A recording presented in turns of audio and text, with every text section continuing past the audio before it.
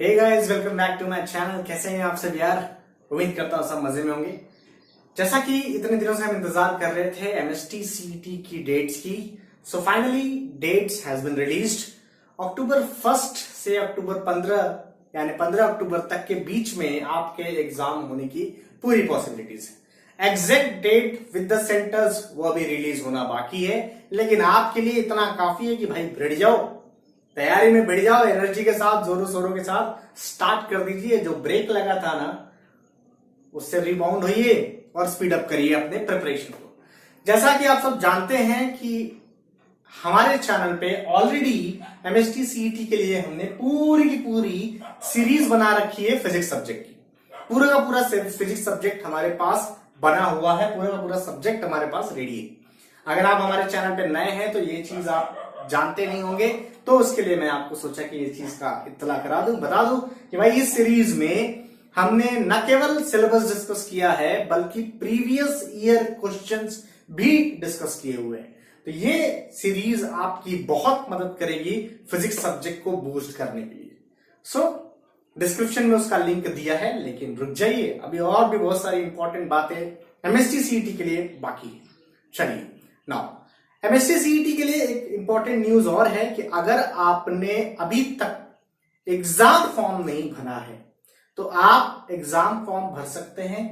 2 दिन एक्सटेंडेड है, 7 सितंबर और 8 सितंबर को आप एग्जाम फॉर्म भर सकते हैं। अगर कुछ चेंजेस है वो आप कर सकते हैं, अगर फॉर्म इनकम्प्लीट है तो उसे कंप्लीट कर सकते हैं। तो ये चीजें आप कर सकते हैं और ऑफिशियल नोटिफिकेशन आई है तो ये काम आप कर सकते हैं।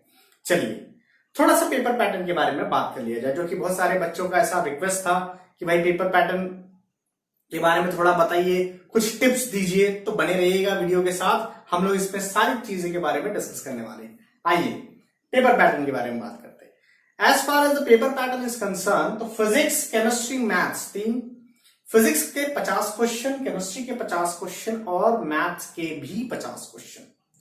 आपका पेपर 2 सेक्शन में होता है। पहला सेक्शन मैथमेटिक्स का होगा जिसमें 50 क्वेश्चन होंगे और आपके पास 1.5 घंटा यानी 90 मिनट है।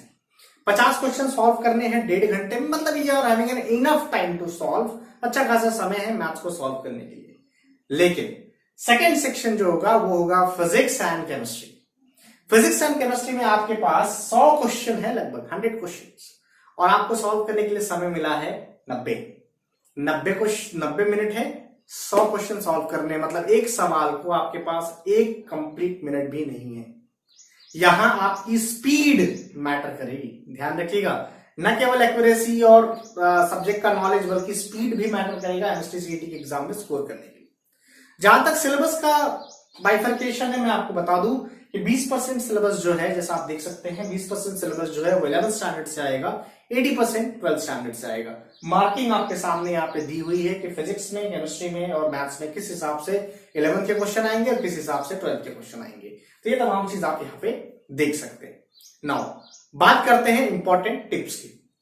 टिप नंबर 1, फिजिक्स केमिस्ट्री का पेपर आप जब सॉल्व करेंगे प्रैक्टिस के दरमियान, जैसे कि आप, मुझे यकीन है कि आप में से बहुत सारे लोग या मैक्सिमम लोग जो है वो कहीं ना कहीं मॉक टेस्ट दे रहे हैं। यूट्यूब पे भी बहुत सारे यूट्यूबर्स, एजुकेटर्स हैं, टीचर्स हैं जो आपकी मदद कर रहे हैं MHTCET को प्रिपेयर करने के लिए। किसी ने कंटेंट बनाया है, कोई MHTCET का मॉक प्रोवाइड कर रहा है। So all thanks to that teacher, इतना एफर्ट लगा रहे हैं आपके ग्रोथ के लिए। आपसे मांगते ही क्या है यार, एक सब्सक्राइब दे दिया करो, क्या जाता है आपका, दे दिया करिए यार। चलिए आइए, सो सिंपल सी चीज और बातें कर लेते हैं। टिप्स में आपको याद रखिए, जब आप मॉक टेस्ट दे रहे होंगे कहीं ना कहीं का, तो ये बात ध्यान रखिएगा कि टाइमिंग 90 क्वेश्चन फिजिक्स केमिस्ट्री के 90 मिनट्स एंड 100 क्वेश्चन। आपको एक क्वेश्चन को 1 मिनट से भी कम है, तो अभी अटेम्प्ट कैसे करना है? अटेम्प्ट करने का पैटर्न समझ लीजिए। क्वेश्चन को आप रीड करेंगे। जब क्वेश्चन को रीड करोगे, रीड करते वक्त तुम्हें एक बात समझ में आ जाएगी, ये क्वेश्चन कौन से चैप्टर से है, कौन से फॉर्मूले से सॉल्व हो जाएगा। अगर ये चीज तुम्हारे दिमाग में आ जाती है, इमीडिएट सॉल्व करो, खत्म करो। लेकिन अगर ये चीज तुम्हारे दिमाग में नहीं आती कि भाई वो क्वेश्चन कहां से आया, कैसे सॉल्व होगा, तो बहुत ज्यादा उस क्वेश्चन में घुसने की आवश्यकता नहीं है। उससे बाहर निकलना, अगले क्वेश्चन को रीड करना, same with next, same with next, same with next, ऐसे ही चलते जाना। क्वेश्चन रीड करिए, जज कर पा रहे हैं कि भाई सॉल्व हो पाएगा, बना दीजिए, और नहीं तो आगे बढ़िए। Don't waste time in such question जहां पे आपको कुछ भी नहीं पता या कुछ भी रिकॉल नहीं हो रहा है, कोई फॉर्मूले याद नहीं आ रहे और कोई ना कोई तिकड़म से आप उसे सॉल्व कर रहे हैं। तिकड़म वाला काम स्टार्टिंग के टाइम पे मत करिएगा। स्टार्टिंग के टाइम जब आप पेपर आपके हाथ में आया, सबसे पहले वो सवाल बनाने की कोशिश करिए जो आपको आ रहे हैं। अदरवाइज क्या गलती करते हैं मोस्ट ऑफ द स्टूडेंट, कि वो स्टार्टिंग से ऑर्डर से सवाल पूरी जोरों शोरों से बनाने की कोशिश करते हैं। अब हो सकता है कि पहले 2-4 सवाल उनके जो हो वो बहुत ज्यादा कॉम्प्लिकेटेड हो जाते हैं, मतलब वो सवाल जो है उनसे नहीं बनता है, या बनता है तो बहुत समय लग जाता है। बेटा आपको सवाल को ईगो पे नहीं लेना, that is not the correct time to take that question into your own कि ये सवाल मुझे क्यों नहीं आ रहा है। गलत है। क्वेश्चन वहां डाला ही इसलिए था कि आपका टाइम वेस्ट हो और आप उनके ट्रैप में फंस जाते हो। ये नहीं करना। अगर मान लीजिए कोई सवाल आपको आ भी रहा है और लग रहा है कि बहुत लेंदी है, बहुत ज्यादा कैलकुलेटिव है, बहुत ज्यादा समय लगेगा, इग्नोर करो, आगे बढ़ो। समय इंपॉर्टेंट है। पहले वो सवाल बनाइए जो आसान है, जो छोटे हैं, जो आपको समझ में आ रहे हैं, जो फास्ट बन पा रहे हैं। आपको तैयारी इस लेवल की करनी है बेटा कि कम से कम 40 क्वेश्चन सभी में करेक्ट बनाने हैं, मतलब कॉन्फिडेंट बनाने हैं, करेक्ट बनाने हैं। बाकी 10 क्वेश्चन थोड़ा बहुत तुक्का उक्का मार लिया, ऊपर वाले का नाम लेके, जिस भी भगवान को मानते होंगे आप, ऊपर वाले का नाम लेके बना दिया तो भी चलेगा, लेकिन 40 क्वेश्चन एक्यूरेट मारने। इसके लिए तैयारी चाहिए, तैयारी चाहिए भाई। आखिरी का 1 महीना रह गया, जोरों शोरों से बढ़ जाइएगा। 40 क्वेश्चन एक्यूरेट मारना है और 10 क्वेश्चन तुक्के मारना है। तुक्का मतलब जो एक्यूरेट ना हो और थोड़ा बहुत इधर उधर से तिकड़म करके जिसे आप सॉल्व करते हो वो। लेकिन ये 40 क्वेश्चन एक्यूरेट कैसे ढूंढोगे भाई? तो समय वेस्ट नहीं करोगे तो ढूंढ पाओगे। वरना क्या होगा, पहले के 10 क्वेश्चन में ही तुमने 2-3 क्वेश्चन ऐसे सॉल्व कर दिए जो तिकड़म से सॉल्व किए। तो तिकड़म से सॉल्व तुरंत नहीं होता है, तिकड़म से सॉल्व में टाइम वेस्ट होता है। टाइम वेस्ट होगा तो आगे के जो इजी क्वेश्चन है वो आपसे नहीं बन पाएंगे, या आप हड़बड़ी में उसे बनाने की कोशिश करेंगे, या समय का कमी हो जाएगा तो आप उसे छोड़ देंगे। पहली बात तो एमएचटीसीईटी में क्वेश्चन छोड़ने का नहीं, जेडबलई नहीं है। क्वेश्चन नहीं छोड़ोगे, पूरे के पूरे अटेम्प्ट करो, पूरे के पूरे अटेम्प्ट करो, भले तुक्के मारने पड़ जाए। Don't just leave the question, नहीं करना, जे नहीं, क्योंकि यहां कोई नेगेटिव मार्किंग नहीं है यार। नेगेटिव मार्किंग नहीं है तो छोड़ना क्यों है, याद रखिएगा। पता भी होगा आपको तमाम ये बातें।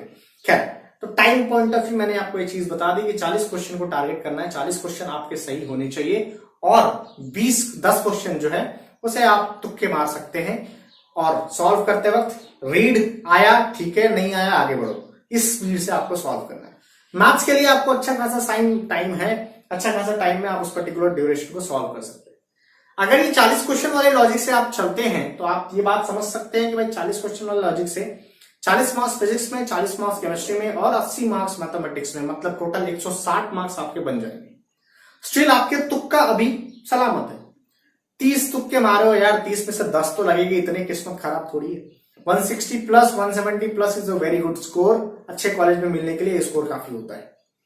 तो इस पैटर्न में आपको चलना है। अब सवाल ये है कि भाई लास्ट मिनट में मेरे से ये चीज याद कैसे होगी, किस तरीके से मैं तैयारी करूंगा। तो उसके लिए हमारा चैनल फिर से आपकी मदद करने के लिए हाजिर है। हम करने क्या वाले हैं, तो आप लोग के लिए एक फॉर्मूला रिवीजन सीरीज लेके आ रहा हूं। जी हाँ, जैसे क्रैश कोर्स सीरीज लाई थी, हमने सारा सिलेबस डिस्कस किया था, बस वैसे ही फॉर्मूला रिवीजन सीरीज में मैं उस चैप्टर से रिलेटेड सारे फॉर्मूले को क्लब करूंगा और कोशिश करूंगा कि वो फॉर्मूले आपको एक जगह पे लाके दूं, एक्सप्लेन करके दूं, ताकि आपको वो चीज रिकॉल रह जाए, याद रह जाए।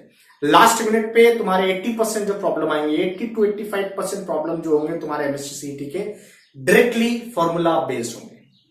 Formula based revision is only for physics, क्योंकि ये फिजिक्स का चैनल है। सो मैं आपकी मदद फिजिक्स में कर पाऊंगा, लेकिन पूरी की पूरी तैयारी करवाऊंगा फिजिक्स में। ऑल चैप्टर्स फॉर्मूला मेरी जिम्मेदारी है। रेगुलरली आपको 1 या 2 वीडियो मिलते रहेंगे, जिससे आपकी प्रिपरेशन, फॉर्मूले का रिवीजन स्ट्रांग हो। मेरी बस एक छोटी सी मदद कर दीजिएगा कि इस वीडियो को अपने स्टेटस, इस वीडियो के लिंक को अपने स्टेटस पे लगा दीजिए, ताकि उन तक पहुंच जाए जिन्हें एमएचटीसीईटी रिवीजन की जरूरत है। बहुत बहुत धन्यवाद चैनल के साथ बने रहने के लिए, शेयर करने के लिए, और हाँ, अब तक अगर सब्सक्राइब नहीं किया यार तो कर दो यार। Thank you so much, thank you so much.